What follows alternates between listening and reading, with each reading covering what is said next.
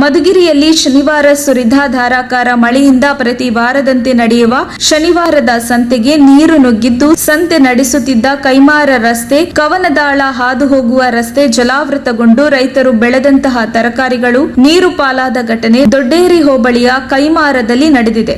ಸುರಿಯುತ್ತಿರುವ ಮಳೆಯ ನಡುವೆ ಜನರು ಪರದಾಟ ಪಡುತ್ತಿದ್ದ ದೃಶ್ಯ ಒಂದೆಡೆಯಾದರೆ, ಮಳೆಯಿಂದ ಮಾರಾಟಗಾರರು ಗೋಣಿ ಚೀಲ, ಟರ್ಪಲ್ ಒದ್ದಿಸಿ ತರಕಾರಿ, ದವಸ ಧಾನ್ಯಗಳನ್ನು ಸಂರಕ್ಷಿಸುವಲ್ಲಿ ನಿರತರಾಗಿದ್ದರು. ರೈತರು ಬೆಳೆದಂತಹ ದವಸ ಧಾನ್ಯಗಳನ್ನು, ತರಕಾರಿಗಳನ್ನು ಜನರು ಕೊಂಡುಕೊಳ್ಳಲು ಹೆಣಗಾಡುತ್ತಿದ್ದರು. ವರದಿ ದೊಡ್ಡೇರಿ ಮಹಲಿಂಗಯ್ಯ.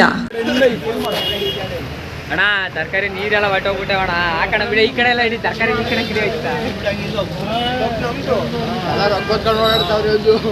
ನೋಡೋಣ. ಅಲ್ಲೆಲ್ಲ ಟಾರ್ಪಲ್ ಹೊತ್ಕೊಂಡವ್ರೆ, ಸೊಪ್ಪೆಲ್ಲ ಹೊಟ್ಟೋಗ್ಬಿಟ್ಟೈತೆ ನೋಡ್ರಿ.